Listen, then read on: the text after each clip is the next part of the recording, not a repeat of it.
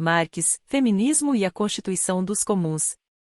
O comunismo não é para nós um estado de coisas que deve ser instaurado, um ideal para o qual a realidade deverá se direcionar.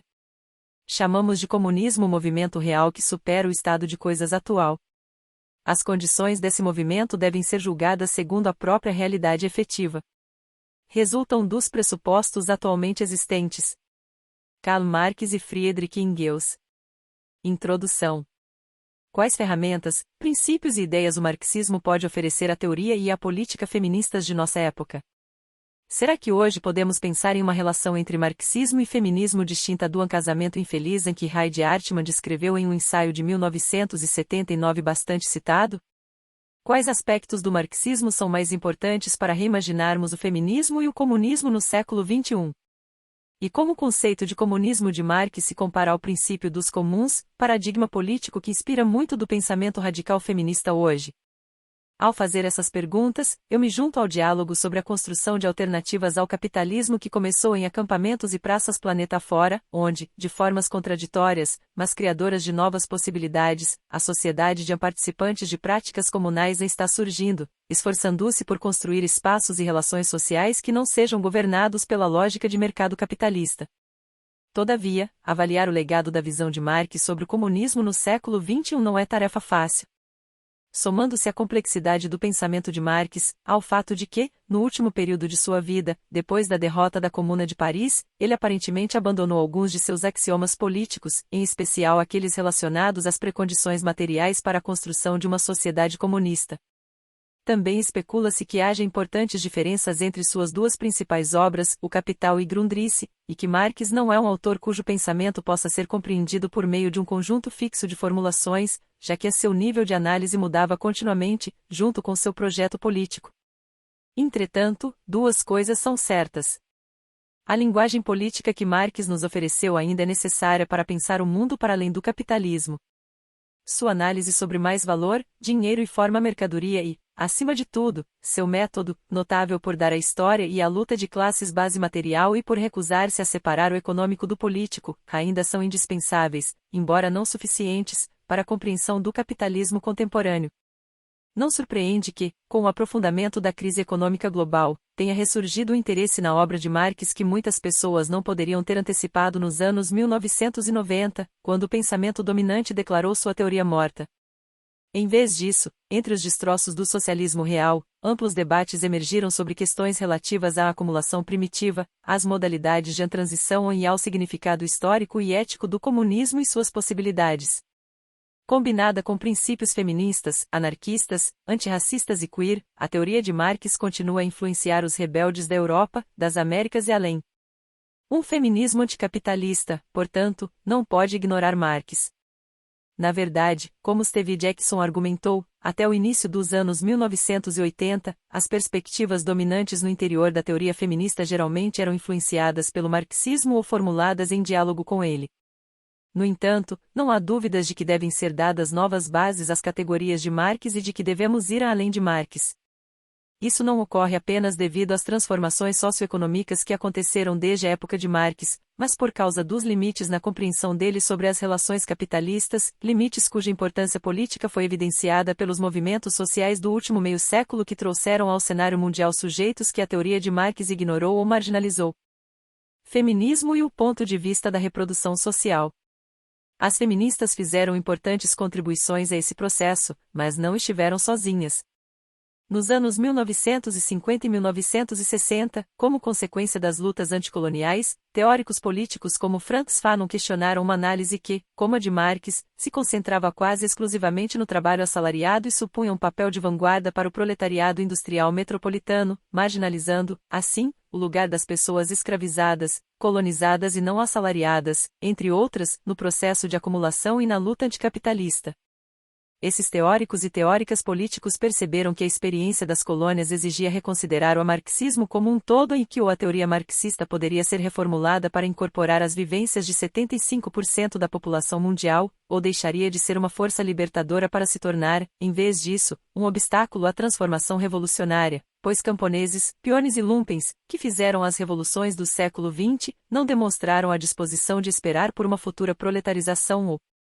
pelo desenvolvimento das forças produtivas para exigir uma nova ordem mundial, como marxistas de vertente ortodoxa e partidos de esquerda os aconselharam a fazer.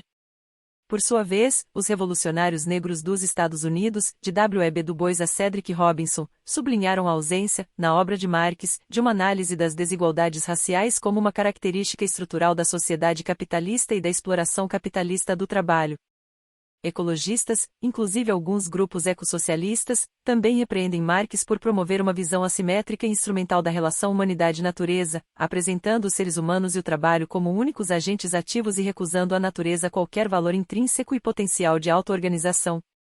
Mas foi com a ascensão do movimento feminista que se pôde articular uma crítica mais sistemática ao marxismo, pois as feministas levaram para o debate não apenas as pessoas não assalariadas do mundo, como a vasta população de sujeitos sociais, mulheres, crianças e eventualmente homens, cujo trabalho no campo, na cozinha, no quarto e nas ruas produz e reproduz, todos os dias, a mão de obra e, com esses sujeitos, um conjunto de questões e lutas referentes à organização da reprodução social que Marx e a tradição política marxista mal chegam a mencionar. É a partir dessa crítica que examino o legado da visão que Marx tem do comunismo, concentrando-me naqueles aspectos que são mais importantes para um programa feminista e uma política dos comuns, termo pelo qual me refiro às muitas práticas e perspectivas, adotadas globalmente por movimentos sociais, que hoje buscam expandir a cooperação social, destruir o controle do mercado e do Estado sobre nossa vida, promover o compartilhamento de riquezas e, dessa forma, dar fim à acumulação capitalista. Antecipando minhas conclusões, argumento que a visão de Marx do comunismo como sociedade que está além do valor de troca, da propriedade privada e do dinheiro, baseada em associações de produtores e produtoras livres e governados pelo princípio a cada pessoa de acordo com suas necessidades, de cada pessoa de acordo com suas habilidades, representa um ideal ao qual nenhuma feminista anticapitalista pode fazer objeções. As feministas também podem aceitar a imagem inspiradora de Marx de um mundo que esteja além da divisão social do trabalho, embora talvez queiram garantir que entre a caça matinal, a pesca vespertina e a crítica depois do jantar, a visão de Marx de uma vida satisfatória na sociedade pós-capitalista, sobre algum tempo para que todo mundo participe da limpeza e do cuidado das crianças. Entretanto, a política feminista nos ensina que não podemos aceitar a concepção marquiana sobre o que constitui trabalho e luta de classes e, mais fundamental ainda, devemos rejeitar a noção, que permeia a maior parte das obras publicadas de Marx, de que o capitalismo é ou foi um estágio necessário na história da emancipação humana, precondição para a construção de uma sociedade comunista. Isso deve ser afirmado de modo consistente, pois a ideia de que o desenvolvimento capitalista amplia tanto a autonomia de trabalhadores e trabalhadoras quanto a cooperação social, e, desse modo, opera no sentido da própria dissolução, se mostrou claramente inviável. Muito mais importante para a política feminista que qualquer projeção ideal de uma sociedade pós-capitalista são a crítica implacável de Marx à acumulação capitalista e o método elaborado por ele, a começar por sua leitura do desenvolvimento capitalista como resultado de relações sociais antagônicas. Em outras palavras, como Roman Rosdowski e Antônio Negri, entre outros, afirmaram, mais que o revolucionário visionário projetando um mundo em que a libertação foi alcançada, o Marx que nos interessa é o teórico da luta de classes, que recusou qualquer programa político que não fosse enraizado em possibilidades históricas reais e que perseguiu, em toda a sua obra, a destruição das relações capitalistas, enxergando a realização do comunismo no movimento de abolição do presente estado de coisas. Desse ponto de vista, o método materialista histórico de Marx, segundo o qual, para compreender a história e a sociedade, devemos compreender as condições materiais da reprodução social, é crucial para uma perspectiva feminista. Reconhecer que a subordinação social é um produto histórico, enraizado em uma organização específica do trabalho, teve um efeito libertador sobre as mulheres. Desnaturalizou a divisão sexual do trabalho e as identidades que se erigiram com base nela, projetando categorias de gênero não apenas como construções sociais, mas como conceitos cujo conteúdo é redefinido com frequência, infinitamente móvel, indeterminado, sempre carregado politicamente. De fato, muitos debates feministas sobre a validade das mulheres como categoria analítica e política poderiam ter sido solucionados com facilidade se esse método fosse aplicado, pois ele nos ensina que é possível expressar um interesse comum sem atribuir formas fixas e unificadas de comportamento e condição social. Analisar a posição social das mulheres sob o prisma da exploração capitalista do trabalho também revela a continuidade entre discriminação de gênero e discriminação de raça e nos possibilita transcender a política de direitos que pressupõe a manutenção da ordem social existente e falha em confrontar as forças sociais antagônicas presentes no caminho da libertação das mulheres. Entretanto, como muitas feministas demonstraram, Marx não aplicou seu próprio método de forma consistente, ao menos não na questão da reprodução e das relações de gênero. Conforme demonstraram as teóricas do movimento Vagis Forouzevork, Maria Rosa Dalla Costa, Selma James e Leopoldina Fortunati, e teóricas ecofeministas como Maria Mies e Ariel Sale, existe uma nítida contradição no cerne do pensamento de Marx. Embora tome a exploração do trabalho como o elemento-chave na produção da riqueza capitalista, ele também deixa de fora da teorização algumas atividades e relações sociais que são essenciais para a produção da força de trabalho, como o trabalho sexual, a procriação, o cuidado das crianças e o trabalho doméstico. Marx reconhece que nossa capacidade de trabalho não é dada, e sim produto da atividade social que sempre assume uma forma histórica, pois a fome é fome, mas uma fome que é saciada pela carne cozida comida com garfo e faca é diferente da fome que devora a carne crua com a ajuda de mãos, unhas e dentes. Mesmo assim, não encontramos em sua obra publicada qualquer análise sobre o trabalho doméstico, a família e as relações de gênero específicas do capitalismo, exceto reflexões esparsas no sentido de que a primeira divisão do trabalho estava no ato sexual, de que a escravidão é latente na família, e assim por diante. No livro primeiro de O Capital, o trabalho sexual nunca é considerado, mesmo na forma remunerada, já que as prostitutas são excluídas, ao lado de pessoas criminosas e desocupadas, até mesmo da esfera de miseráveis, associadas ao lumpenproletariado que, em O 18 de Brumário, Marx menosprezou como eternamente incapaz de transformar a própria condição social.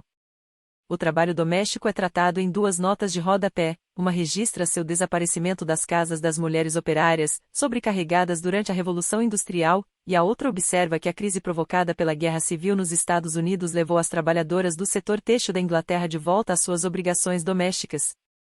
A procriação é geralmente tratada como função natural, e não como uma forma de trabalho que, no capitalismo, está subordinada à reprodução da mão de obra e, portanto, sujeita à regulação estatal específica.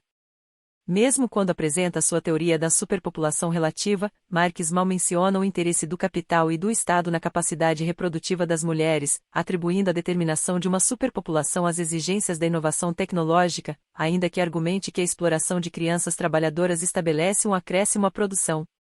Devido a essas omissões, muitas feministas têm acusado Marx de reducionismo e visto a integração entre feminismo e marxismo como um processo de subordinação. As autoras que citei, entretanto, têm provado que podemos trabalhar com as categorias de Marx, mas devemos reconstruí-las e alterar sua ordem arquitetônica para que o centro de gravidade não seja exclusivamente o trabalho assalariado e a produção de mercadoria, mas inclua a produção e a reprodução da força de trabalho, sobretudo daquela parcela executada pelas mulheres em casa. Pois, ao fazermos isso, tornamos visível um terreno crucial de acumulação e luta, bem como toda a dimensão da dependência do capital em relação ao trabalho não remunerado e à duração total da jornada de trabalho. De fato, ao expandir a teoria de Marx sobre o trabalho produtivo para incluir o trabalho reprodutivo em suas diferentes dimensões, não podemos apenas compor uma teoria das relações de gênero no capitalismo, mas obter um conhecimento renovado sobre a luta de classes e os meios pelos quais o capitalismo se reproduz pela criação de diferentes regimes de trabalho e outras formas irregulares de desenvolvimento e subdesenvolvimento. Colocar a reprodução da força de trabalho no centro da produção capitalista traz à luz um universo de relações sociais que permanece invisível em Marx, mas é essencial para expor os mecanismos que regulam a exploração do trabalho. Isso revela que o trabalho não remunerado que o capital extrai da classe trabalhadora é bem maior do que Marx imaginou, estendendo-se tanto ao trabalho doméstico que se tem esperado que as mulheres realizem como a exploração de trabalhadores e trabalhadoras nas colônias e periferias do mundo capitalista. Aliás, existe uma continuidade entre a desvalorização da reprodução da força de trabalho presente no lar e a desvalorização do trabalho empregado nas muitas plantações que o capitalismo estabeleceu nas regiões por ele colonizadas, bem como nas áreas centrais da industrialização. Nos dois casos, as formas de trabalho e coerção envolvidas não foram apenas naturalizadas, mas ambas se tornaram parte de uma linha de montagem global desenhada para reduzir os custos de reprodução de mão de obra assalariada. Nessa linha, o trabalho doméstico atribuído às mulheres como destino natural se une e se reveza com o trabalho de milhões de campesinas, agricultoras de subsistência e trabalhadoras informais que cultivam e produzem por uma ninharia as mercadorias que a mão de obra assalariada consome ou, ainda, fornecem a custo reduzido os serviços que a reprodução dessa mão de obra exige. Por isso, as hierarquias de trabalho que tantas ideologias racistas e machistas tentaram justificar, mas que apenas demonstram que a classe capitalista conservou seu poder por meio de um sistema de domínio indireto, dividindo a classe trabalhadora de forma eficaz, em que o salário é usado para delegar aos trabalhadores do sexo masculino o poder sobre as pessoas não assalariadas, a começar pelo controle e a supervisão do corpo e do trabalho das mulheres. Isso significa que o salário não é apenas um campo de confronto entre capital e trabalho, campo no qual a classe trabalhadora negocia a quantidade e a constituição do trabalho socialmente necessário, mas é também um instrumento para criar relações de poder e hierarquias desiguais entre a mão de obra. Isso significa, também, que a cooperação entre a classe trabalhadora no processo de trabalho não é suficiente para unificá-la. Consequentemente, a luta de classes é um processo muito mais complicado do que Marx supôs. Como as feministas descobriram, a luta de classes deve se iniciar, muitas vezes, na família, já que, a fim de combater o capitalismo, as mulheres tiveram de se opor a maridos e pais, da mesma forma que pessoas negras tiveram de se opor a trabalhadoras e trabalhadores brancos e ao tipo particular de composição de classe que o capitalismo impõe por meio da relação assalariada. Por fim, reconhecer que é o trabalho doméstico que produz a mão de obra nos permite compreender as identidades de gênero como funções do trabalho e as relações de gênero como relações de produção, um ato que liberta as mulheres da culpa sofrida sempre que desejamos recusar o trabalho doméstico e que amplia o sentido do princípio feminista de que o pessoal é o político.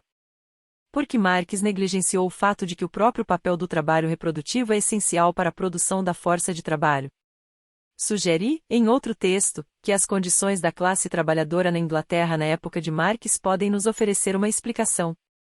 Quando ele estava escrevendo Das Capital, uma quantidade muito pequena de trabalho doméstico era realizada na família de classe trabalhadora, como o próprio Marx reconheceu, pois as mulheres cumpriam jornadas nas fábricas ao lado dos homens, do amanhecer ao pôr do sol. O trabalho doméstico, como uma ramificação da produção capitalista, estava fora do horizonte histórico e político de Marx. Apenas na segunda metade do século XIX, depois de 2 décadas de revoltas da classe trabalhadora, durante as quais o espectro do comunismo assombrou a Europa, a classe capitalista começou de fato a investir na reprodução da força de trabalho junto com um deslocamento da forma de acumulação da indústria leve, baseada na produção têxtil, para a pesada, baseada no carvão e no aço, exigindo uma disciplina de trabalho mais intensiva e mão de obra menos extenuada. Como escrevi em um artigo recente, em termos marxianos, podemos dizer que o desenvolvimento do trabalho reprodutivo e a consequente emergência da dona de casa proletária em tempo integral foram, em parte, resultados da transição da extração do mais valor absoluto para o relativo como modo de exploração do trabalho. Foram resultado da mudança de um sistema de exploração baseado em um prolongamento absoluto da jornada de trabalho para outro em que a redução da jornada seria compensada por uma revolução tecnológica que intensificou a taxa de exploração. Um fator-chave dessa mudança foi, certamente, o temor dos capitalistas de que a superexploração a qual trabalhadoras e trabalhadores estavam submetidos, devido ao prolongamento absoluto da jornada de trabalho e aos salários minguados, estivesse levando à extinção da classe trabalhadora e influenciando a recusa das mulheres ao trabalho doméstico e ao cuidado das crianças, um tema frequente nos relatórios oficiais que o governo inglês solicitou a partir dos anos 1840 para avaliar as condições e o estado de saúde da mão de obra fabril. Foi nesse entrecruzamento que se introduziu uma reforma trabalhista, por meio de uma série de leis das fábricas, que, em primeiro lugar, reduziu e depois eliminou a contratação de mulheres pelas fábricas e aumentou substancialmente, em 40% até o fim do século, o salário masculino.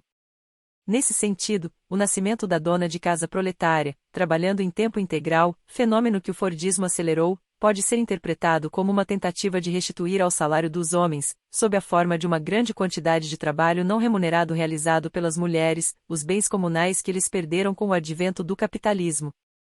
O estado miserável do proletariado industrial, que Engels retratou poderosamente em A Situação da Classe Trabalhadora na Inglaterra, 1845, explica em parte por que o trabalho doméstico é quase inexistente em sua obra. É provável, entretanto, que Marx também tenha ignorado o trabalho doméstico porque a este faltavam as características que ele considerava essenciais à organização capitalista do trabalho, que ele associou ao trabalho industrial assalariado. Por ser centrado no lar, organizado de maneira não cooperativa e realizado em um nível de baixo desenvolvimento tecnológico, mesmo no século XX, no auge da vida doméstica, o trabalho doméstico continuou a ser classificado por marxistas como um traço residual das formas pré-capitalistas de produção. Como Dolores Hayden observou em A Grande Revolução Doméstica, mesmo quando preconizavam o trabalho doméstico socializado, intelectuais socialistas não acreditavam que este seria, algum dia, um trabalho significativo e, como August Bebel, vislumbravam uma época em que o trabalho doméstico seria reduzido ao mínimo.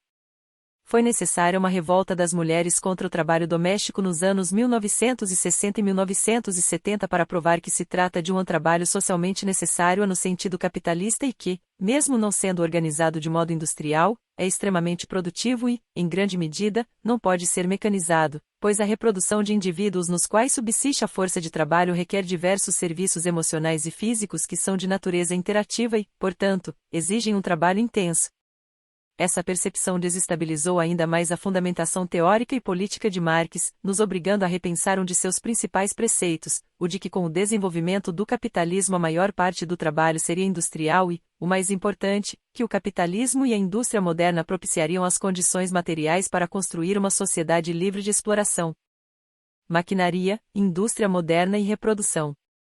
Marx presumia que o capitalismo e a indústria moderna deveriam preparar o terreno para o advento do comunismo porque acreditava que, sem um salto na produtividade do trabalho, a humanidade estaria condenada a um conflito sem fim, motivado por escassez, destituição e competição pelos itens necessários à vida. Ele também enxergava a indústria moderna como a materialização de uma racionalidade superior, que se insere no mundo por meio de motivos sórdidos, mas ensina aos seres humanos atitudes que tendem a desenvolver nossas capacidades ao máximo, bem como a nos libertar do trabalho. Para Marx, a indústria moderna não é só o único meio para a redução do trabalho socialmente necessário, mas é o modelo exato de trabalho, ensinando uniformidade, regularidade e princípios de desenvolvimento tecnológico a trabalhadoras e trabalhadores, possibilitando assim o envolvimento, de maneira intercambiável, em diferentes atividades laborais, algo que, ele nos lembra, quem realiza o trabalho minucioso de manufatura e mesmo artesãs e artesãos presos ao ofício nunca poderiam alcançar. Nesse contexto, o capitalismo é a mão firme que traz a grande indústria à existência, abrindo caminho para a concentração de meios de produção e cooperação no processo de trabalho, desdobramentos que Marx considerava essenciais para a expansão das forças produtivas e para um crescimento da produtividade. O capitalismo também é para ele o chicote que ensina aos seres humanos as exigências da autogestão, como a necessidade de produzir além da subsistência e a capacidade de cooperação social em larga escala. A luta de classes representa um papel importante nesse processo. A resistência de trabalhadores e trabalhadoras à exploração obriga a classe capitalista a revolucionar a produção de modo a economizar ainda mais o trabalho em uma espécie de condicionamento mútuo, reduzindo continuamente o papel do trabalho na produção de riqueza e substituindo com máquinas as tarefas das quais os seres humanos têm tentado escapar ao longo da história. Marx acreditava que, uma vez que esse processo estivesse concluído, uma vez que a indústria moderna reduzisse o trabalho socialmente necessário ao mínimo, se iniciaria uma era em que poderíamos, enfim, controlar a existência e o meio ambiente natural e não seríamos capazes apenas de satisfazer necessidades, mas teríamos liberdade para dedicar tempo a atividades mais elevadas. Ele não explicou como se daria essa ruptura, exceto por meio de uma série de imagens metafóricas sugestivas de que, uma vez completamente desenvolvidas, as forças produtivas romperiam a casca que as envolve, desencadeando uma revolução social. De novo, ele não determina como poderíamos reconhecer quando as forças produtivas deveriam estar maduras o suficiente para a revolução, sugerindo apenas que o ponto de virada viria com a expansão mundial das relações capitalistas, quando a homogeneização e a universalização das forças produtivas e das capacidades correspondentes do proletariado alcançassem uma dimensão global. A visão de Marx de um mundo no qual os seres humanos podem usar máquinas para se libertar da necessidade e do trabalho árduo e em que o tempo livre se torna uma medida da riqueza mostrou-se bastante atraente. A ideia de André Gorz de uma sociedade pós-industrial sem trabalho na qual as pessoas se dedicam ao próprio desenvolvimento deve muito a tal visão. Testemunha também o fascínio, entre marxistas autonomistas de origem italiana, por um fragmento sobre as máquinas, nos Grundrisse, texto em que essa visão é apresentada com mais ousadia. Antônio Negri em especial, em Marx além de Marx, destacou-a como o aspecto mais revolucionário da teoria de Marx. De fato, as páginas dos cadernos 6º e 7º, em que Marx descreve um mundo no qual a lei do valor deixou de operar, já que a ciência e a tecnologia eliminaram o trabalho vivo do processo de produção e trabalhadores e trabalhadoras atuam supervisionando as máquinas, são impressionantes em seu poder de antecipação. Ainda assim, sobretudo como feministas, podemos hoje perceber melhor como são ilusórios os poderes que um sistema automatizado de produção coloca à nossa disposição. Percebemos que o sistema industrial supostamente produtivo ao máximo, que Marx tanto admirou, foi na realidade um parasita da terra, de tipo nunca visto na história da humanidade e que agora a consome a uma velocidade que obscurece o futuro. Estando à frente de sua época no reconhecimento da interação entre humanidade e natureza, como Ariel Sale assinalou, Marx intuiu tal processo, observando que a industrialização da agricultura esgota tanto o solo quanto a mão de obra. Mas ele obviamente acreditava que essa tendência poderia ser revertida, que os meios de produção, depois de tomados por trabalhadores e trabalhadoras, poderiam ser redirecionados para servir a objetivos positivos e usados para expandir a riqueza social e natural em vez de esgotá-la e que a morte do capitalismo era tão iminente a ponto de limitar o dano que um processo de industrialização atrelado ao lucro causava à terra. Por todos esses motivos, Marx estava profundamente enganado. Máquinas não são produzidas por máquinas em uma espécie de imaculada conceição. Tomando o computador como exemplo, vemos que essa máquina tão comum é um desastre ecológico, exigindo toneladas de terra e água e uma imensa quantidade de trabalho humano para ser produzida.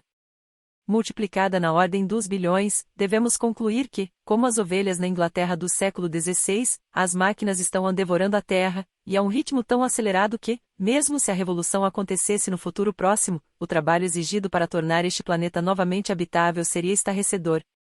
As máquinas, além do mais, requerem uma infraestrutura material e cultural que afeta não apenas nossos comuns naturais, terras, florestas, águas, montanhas, mares, rios e litorais, mas também a psique e as relações sociais, moldando subjetividades, criando novas necessidades e hábitos, produzindo dependências que hipotecam o futuro. Isso explica, em parte, por que, um século e meio depois da publicação do livro primeiro de O Capital, o capitalismo não dá sinais de dissolução, embora as condições objetivas previstas por Marx como necessárias à revolução social pareçam mais do que maduras.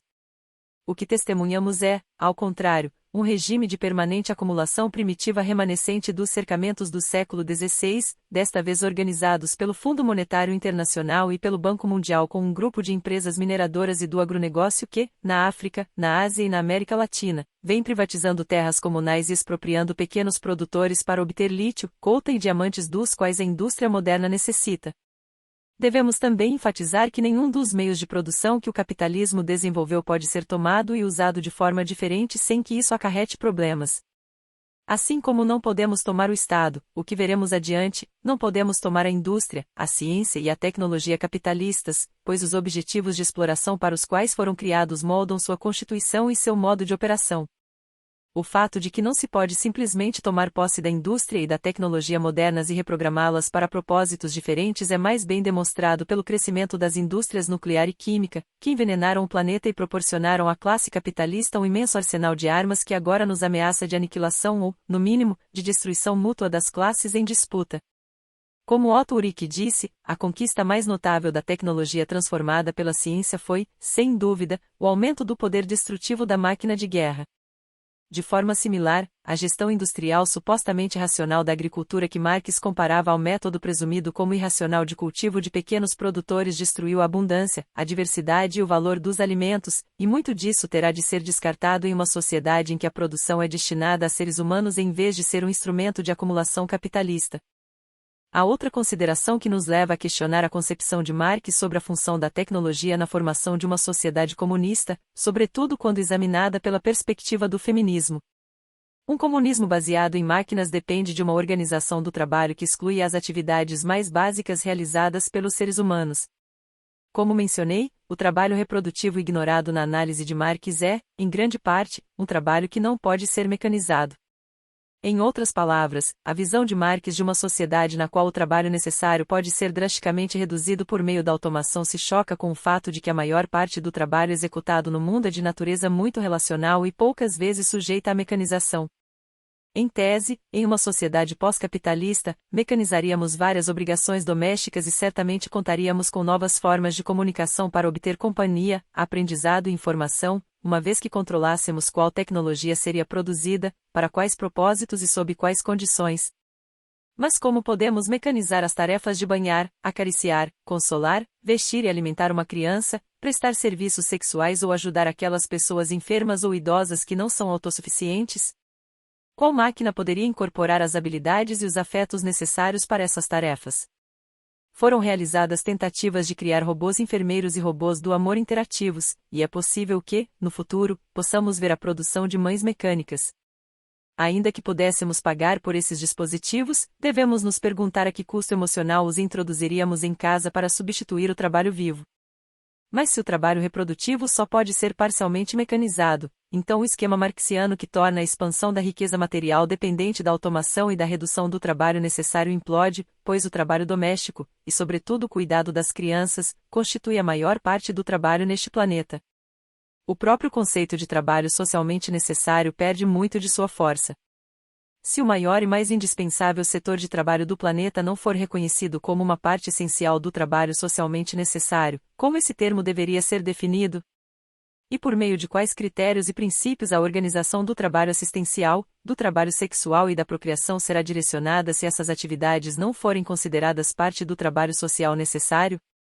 O crescente ceticismo em relação à possibilidade de reduzir de forma substancial o trabalho doméstico por meio da mecanização é um dos motivos pelos quais existe atualmente, entre as feministas, um interesse renovado em formas mais coletivas de reprodução e criação de comuns reprodutivos, com experiências voltadas à redistribuição do trabalho entre um número de sujeitos mais amplo do que a família nuclear propicia. Enquanto isso, sob a pressão da crise econômica, as lutas em defesa de nossos comuns naturais, terras, águas, florestas, e a criação de atividades comunais, por exemplo, coletivização das compras e do preparo de alimentos, horticultura urbana, estão se multiplicando. Também é significativo que, não obstante a colonização e a transferência de tecnologia, a maior parte das necessidades diárias do mundo continua sendo suprida por mulheres do terceiro mundo, produtoras agrícolas trabalhando fora da lógica monetária e com insumos tecnológicos muito limitados, muitas vezes cultivando terras públicas ociosas. Numa época de programas de austeridade genocidas, é o trabalho dessas mulheres agricultoras que faz a diferença entre vida e morte para milhões de pessoas.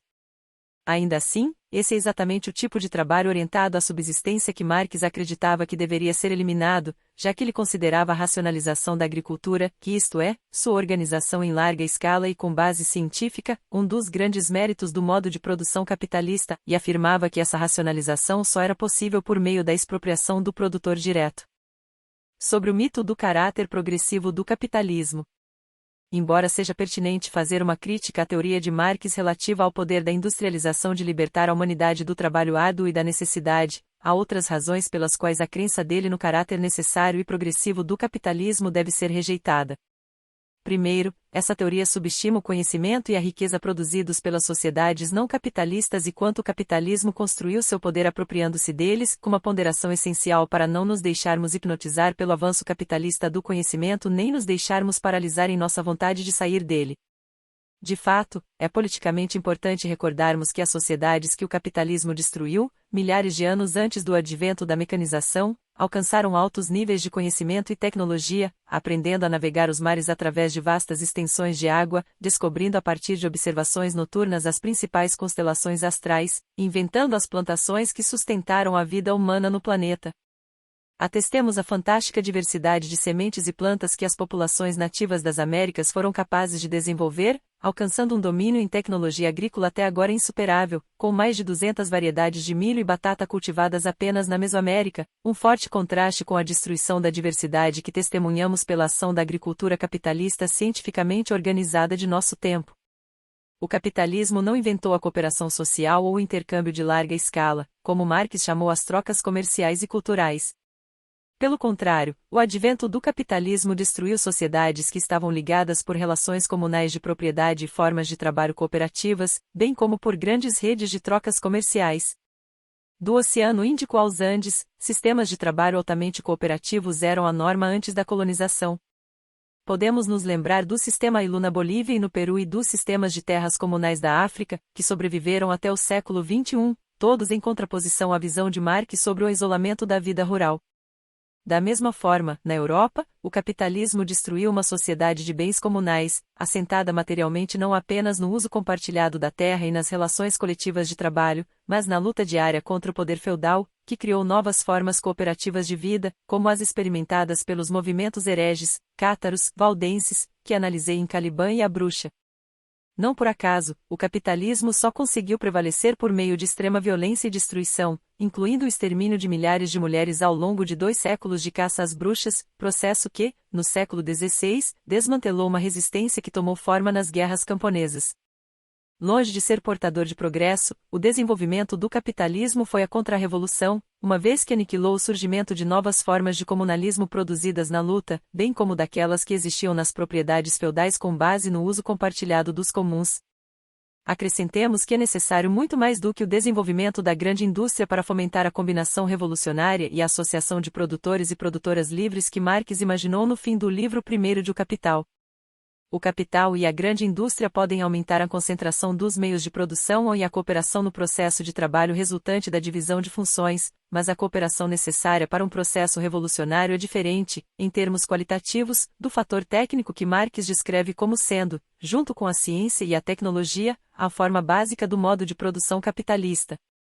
É até questionável se podemos falar em cooperação no caso de relações de trabalho que não são controladas pela própria mão de obra e, portanto, não resultam em um processo independente de tomada de decisões, exceto no momento de resistência em que a organização capitalista do processo de trabalho é subvertida. Também não podemos ignorar que a cooperação que Marx admirava como marca da organização capitalista do trabalho se tornou possível, em termos históricos, precisamente porque tanto as habilidades de trabalhadores e trabalhadoras quanto a cooperação na luta que travavam foram destruídas. Segundo, supor que o desenvolvimento capitalista tenha sido inevitável, para não dizer necessário ou desejável em qualquer momento da história, passado ou presente, é nos colocar do lado oposto das lutas de resistência travadas até hoje. Ao olharmos sob a perspectiva da libertação humana, podemos dizer que hereges, anabatistas, escavadores e escavadoras de minas, quilombolas e todos os sujeitos rebeldes que resistiram aos cercamentos de seus bens comunais ou lutaram para constituir uma ordem social igualitária, escrevendo em suas bandeiras, como Thomas Muntzer, omnia sunt communia, todas as propriedades deveriam ser mantidas em comum, estavam do lado errado da história? Essa não é uma pergunta insignificante, pois a extensão das relações capitalistas não é coisa do passado, mas um processo contínuo, que ainda exige sangue e fogo e ainda gera imensa resistência, que, sem dúvida, detém a subsunção capitalista de todas as formas de produção na Terra, bem como a extensão do trabalho remunerado. Terceiro, postular que o capitalismo é necessário e progressivo é subestimar um fato sobre o qual insisti ao longo deste capítulo: o desenvolvimento capitalista não é, ou não é primariamente, o desenvolvimento das capacidades humanas e, acima de tudo, da capacidade de cooperação social, como Marx previa. É, na verdade, o desenvolvimento de relações de poder desiguais, hierarquias e divisões que, por sua vez, geram ideologias, interesses e subjetividades que constituem uma força social destrutiva. Não por acaso, diante do mais orquestrado impulso neoliberal de privatizar os recursos comunais e públicos remanescentes, foram as comunidades mais coesas, não as mais industrializadas, que conseguiram resistir e, em alguns casos, reverter a onda de privatizações. Como demonstraram as lutas dos povos indígenas, a luta de Quichuas e Aimarás contra a privatização da água na Bolívia, as lutas do povo Uva, na Colômbia, contra a destruição de suas terras pela prospecção de petróleo, entre outros exemplos, não é nos lugares onde o desenvolvimento capitalista é mais elevado, mas naqueles onde os laços comunitários são mais fortes, que a expansão capitalista é interrompida e até forçada a retroceder. Aliás, quando a perspectiva de uma revolução mundial fomentada pelo desenvolvimento capitalista recua, a reconstituição de comunidades devastadas por políticas racistas e sexistas e por vários ciclos de cercamentos parece não apenas uma condição objetiva, mas uma precondição de mudança social. Do comunismo aos comuns, uma perspectiva feminista. Opor-se às divisões que o capitalismo criou com base em raça, gênero, idade, reunindo o que lhe separou em nossa vida e reconstituindo um interesse coletivo, deve ser uma prioridade política para feministas e integrantes de outros movimentos por justiça social nos dias de hoje. É isso, em última análise, que está em jogo na política dos comuns, que, em sua melhor forma, pressupõe um compartilhamento de riquezas, um processo coletivo de tomada de decisões e uma revolução na relação conosco e com as outras pessoas. A cooperação social e a construção de conhecimento que Marx atribuiu ao trabalho industrial podem ser elaboradas apenas por meio de atividades comuns, horticultura urbana, banco de tempo, código aberto, que são auto-organizadas e exigem, mas também criam, uma comunidade. Nesse sentido, uma vez que visa reproduzir nossa vida de maneira a fortalecer laços mútuos e estabelecer limites à acumulação de capital, a política dos comuns traduz, em parte, a noção de Marx de comunismo como a abolição do estado atual das coisas. Também se poderia argumentar que, com o desenvolvimento dos comuns online, o surgimento dos softwares livres, os movimentos de cultura livre, estamos nos aproximando da universalização das capacidades humanas antevista por Marx como sendo resultado do desenvolvimento de forças produtivas. Mas a política dos comuns é um afastamento radical do que o comunismo significou na tradição marxista e em grande parte da obra de Marx, começando pelo Manifesto Comunista. Várias diferenças cruciais entre a política dos comuns e o comunismo vêm à tona, sobretudo quando consideramos essas formas políticas do ponto de vista feminista e ecológico. Conforme o que é discutido por autoras feministas como Vandana Shiva, Maria Mies e Ariel Sale e praticado por organizações populares de mulheres, os comuns, para se concretizar, não dependem do desenvolvimento das forças produtivas ou da mecanização da produção nem de qualquer ampliação global das relações capitalistas, as precondições do projeto comunista de Marx. Pelo contrário, os comuns enfrentam as ameaças que o desenvolvimento capitalista lhes impõe e revalorizam conhecimentos e tecnologias locais específicos. Não pressupõem a existência de uma ligação necessária entre desenvolvimento científico, tecnológico e moral intelectual, premissa salientada na concepção de riqueza social de Marx. No centro de seu projeto político, os comuns também situam a reestruturação da reprodução como terreno crucial para transformar as relações sociais, subvertendo, assim, a estrutura de valor da organização capitalista do trabalho. E tentam, especialmente, romper o isolamento que caracterizou o trabalho doméstico no capitalismo, sem ter em vista a sua reorganização em escala industrial, mas considerando a criação de formas mais cooperativas do trabalho de cuidado.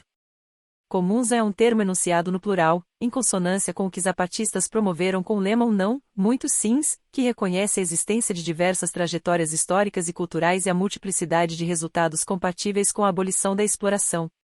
Pois, embora se reconheça que a circulação de ideias e de conhecimento tecnológico possa ser uma força histórica positiva, a perspectiva de universalização de conhecimentos, instituições e formas de comportamento é cada vez mais contraposta, não apenas como legado colonial, mas como projeto alcançável somente pela destruição de vidas e culturas locais. Acima de tudo, para existir, os comuns não dependem de um Estado que os encoraje. Embora ainda existem círculos radicais um desejo persistente de que o Estado seja uma figura de transição, presumivelmente necessária para erradicar interesses capitalistas entrincheirados e dirigir os elementos da nação que exigem planejamento em larga escala, água, eletricidade, serviços de transporte etc., a figura do Estado está hoje em crise, não apenas nos círculos feministas e radicais. De fato, a popularidade da política dos comuns está diretamente relacionada à crise da figura do Estado, que foi dramaticamente evidenciada pelo fracasso do socialismo real e da internacionalização do capital. Como John Holloway colocou bravamente em Mudar o Mundo sem Tomar o Poder, imaginar que podemos usar o Estado para promover um mundo mais justo é atribuir-lhe uma existência autônoma, abstraída de sua rede de relações sociais que, de maneira inextricável, o vinculam à acumulação de capital e o obrigam a reproduzir os conflitos e mecanismos de exclusão social. É também ignorar o fato de que as relações sociais capitalistas nunca foram limitadas pelas fronteiras do Estado, mas são constituídas globalmente. Além disso, com um proletariado mundial cindido por hierarquias de gênero e raça, a ditadura do proletariado, concretizada na figura de um Estado, correria o risco de se tornar a ditadura da parcela branca e masculina da classe trabalhadora. Para quem tem mais poder social, é bastante possível conduzir o processo revolucionário no sentido de objetivos que mantenham seus privilégios.